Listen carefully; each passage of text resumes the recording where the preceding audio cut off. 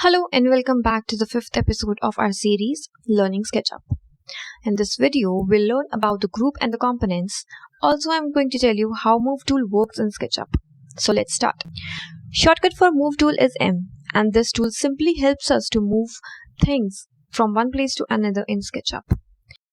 But there's a couple of things to note for this tool.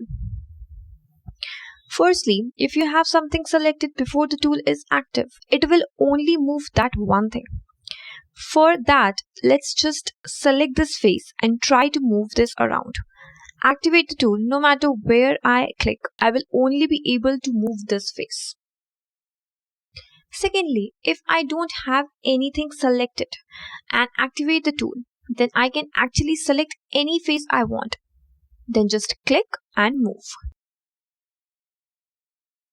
Well, other tools within SketchUp also do this.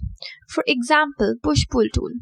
So if I had this face selected before the activation of push-pull tool, it will only be applicable on the selection. You can see. But if nothing is selected and then we activate the tool, we can actually select any face we need to work on, like here on the screen. The use of this feature you'll understand better once you start modeling. So far with this move tool, you can see when I move this face, it becomes disproportional.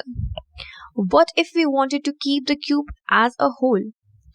For that, just select the whole cube, either by triple click or dragging the mouse. And then you can use the move tool and move this cube wherever you want. But if selecting the whole object again and again seems like a bit task to you, so you can make groups and components. Now for that, select everything once, right click, and then halfway down there's an option to make a group. Now if we select move tool, all you can see the whole object is highlighted. We can move whole cube in just one click. Now when you move your mouse, you can actually see these gray points and they'll be highlighted in blue when you select them. In SketchUp 2020, there is a new feature which you wouldn't see in previous versions, is select points you can't physically see. For example, point I am circling around right now looks randomly placed. However, if we select it, SketchUp goes in an X-ray mode where we actually see where the point is. There are few more hidden points. To see them, just hover over the object and press down arrow key. Each time you press, you will see different set of points appear. For example, 3 clicks down, we get the center of the group. On the simple geometries, this feature is not needed because we already know the center. But complicated objects like this, it's hard to know the center. But now with this feature, it is possible.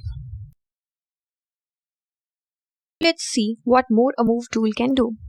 We have this box here and I activate the move tool. Then before making my final click, if I press Ctrl, you can see a copy is made. This is a quick way to copy objects in SketchUp. Just click, press Ctrl and a copy has been made. Another thing you can do is, suppose I need 10 of these boxes 10 feet apart. What I will do is just copy this box and hover in the direction you want your boxes to be. Then just type the distance. Here it is 20 feet and enter. Then do nothing but type number of boxes like 9x and enter. And see, now we have total of 10 boxes here. There is one more way to create copies. I am going to move this group over here and make a copy of it. Then just place it at some distance by clicking and type /8.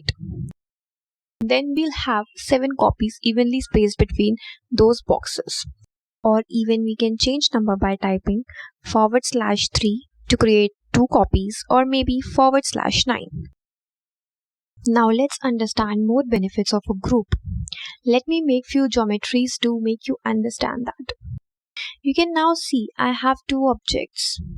Let's move this box over this box. Now if I want to move this box somewhere else, I couldn't do it because now these 2 objects are merged.